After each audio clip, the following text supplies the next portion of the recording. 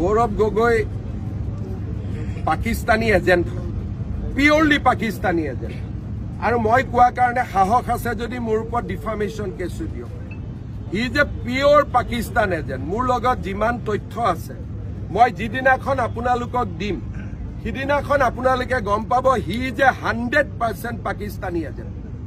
এই বছৰৰ আৰম্ভণিৰ পৰা মুখ্যমন্ত্ৰী হিমন্ত বিশ্ব শৰ্মা ডাঙৰীয়া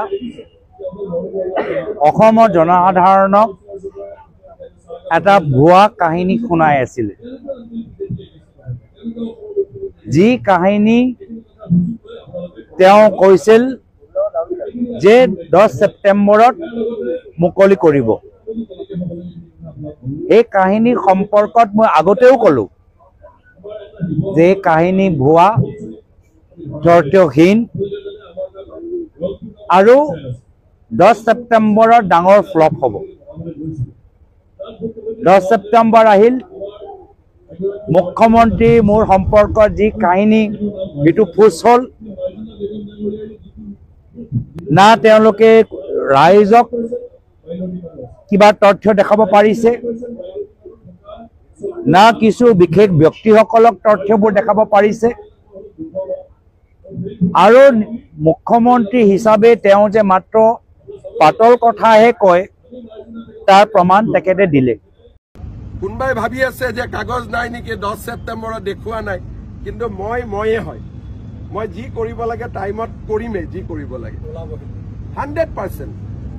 আৰু he is a peer Pakistan agent and as a chief minister মই কৈ আছো।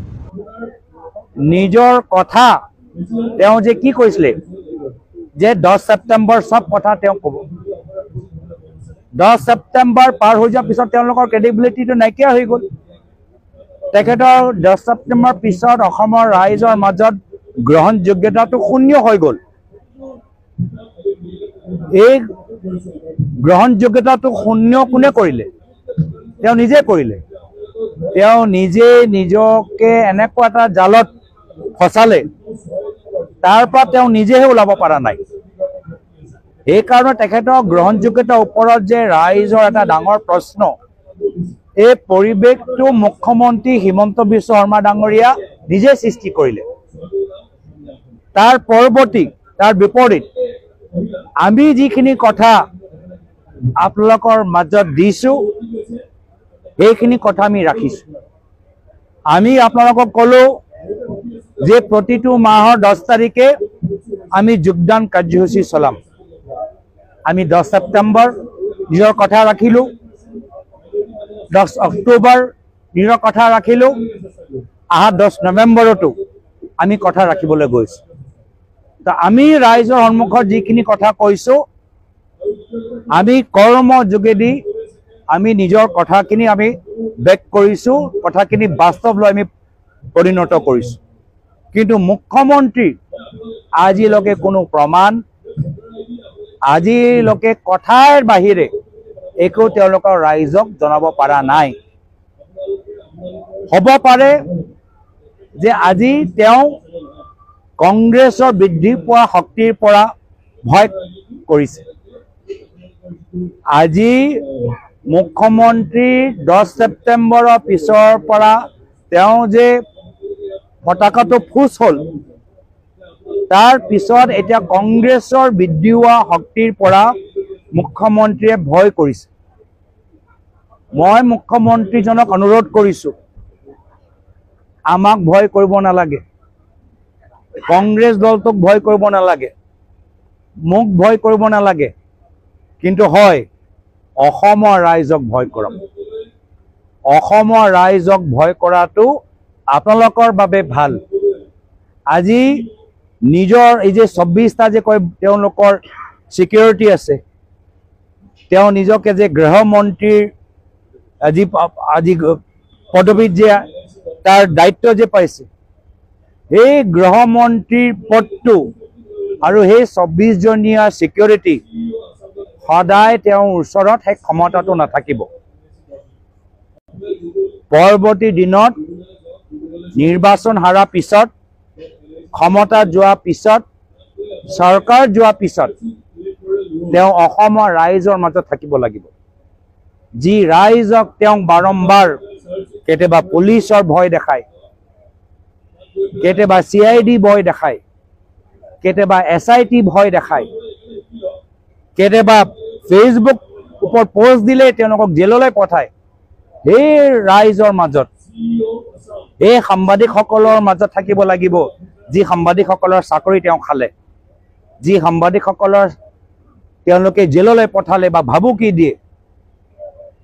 এই নিবনুৱা যুৱকসকলৰ মাজত থাকিব লাগিব যি যুৱকসকলক তেওঁলোকে জেললৈ পঠালে, যি যুৱকসকলৰ ঘৰৰ সন্মুখত আৰক্ষী পঠাই দিয়ে কি প্ৰতিবাদ নকৰিব।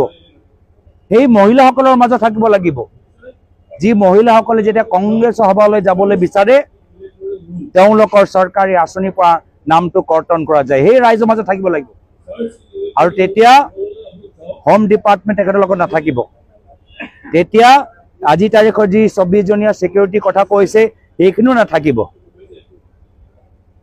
তো ৰাইজৰ মাজত ভালদৰে থকা যদি বিচাৰে ৰাইজক ভয় কৰিবলৈ শিকক, ৰাইজক দম দিয়া বন্ধ কৰক। অসমৰ আমাৰ সাহিত্যিক জগতৰ, আমাৰ শিল্পী জগতৰ মানুহবোৰৰ চৰিত্ৰ হনন কৰাটো বন্ধ কৰক। চৰিত্ৰৰ আপোনাৰ আৰু আপোনাৰ গেংগৰ কেনেকুৱা অসমৰ ৰাইজে ভালদৰে জানে। নিজৰ কথা নিজৰ কামটো শুদ্ধ কৰক, নহ'লে ক্ষমতা যোৱাৰ পিছত আপোনালোকে অসমৰ ভিতৰত থাকিব এই পৰিৱেশটো নাপাব। ৰাইজৰ মাজত ছিকিউৰিটি অবিহনে ৰাইজৰ মাজত ঘূৰিবলৈ পৰিৱেশটো নাপাব। যাব লাগিব ডুবাই, নহ'লে যাব লাগিব ছিংগাপুৰ। তো সেইকাৰণে ৰাইজক সন্মান কৰাটো শিকক, ৰাইজক ভয় কৰাটো শিকক। অসমৰ জনসাধাৰণৰ আৱেগটো সন্মান কৰক, অসমৰ জনসাধাৰণৰ বিবেকটো সন্মান কৰক, অসমৰ ৰাইজৰ ক্ষোভটো ভয় কৰিবলৈ শিকক। ক্ষমতা সদায় আপোনালোকৰ নাথাকে।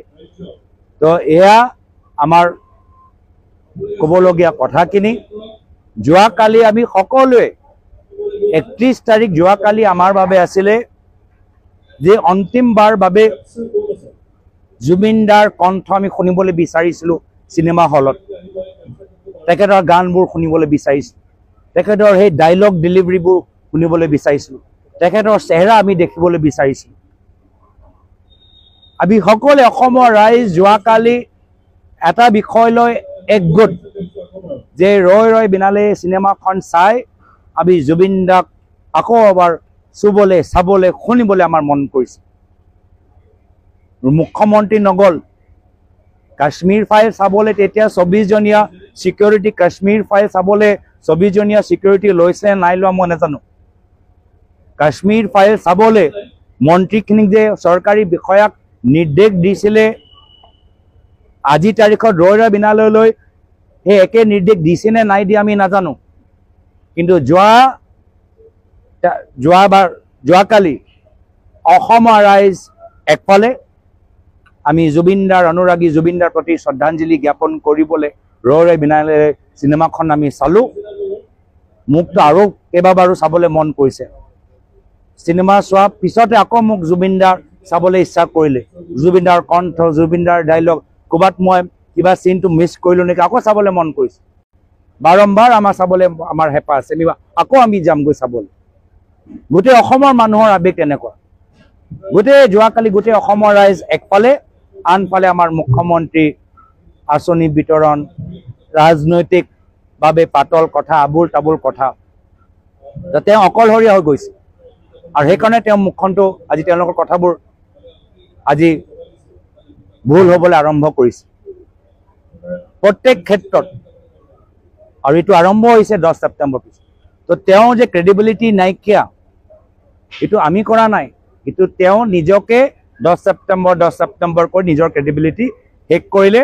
আমি নিজৰ কথা মতে 10 ছেপ্টেম্বৰো নিজৰ কথা ৰাখিলোঁ, 10 অক্টোবৰো নিজৰ কথা ৰাখিলোঁ, 10 নৱেম্বৰো আমি নিজৰ কথা ৰাখিবলৈ গৈ আছোঁ।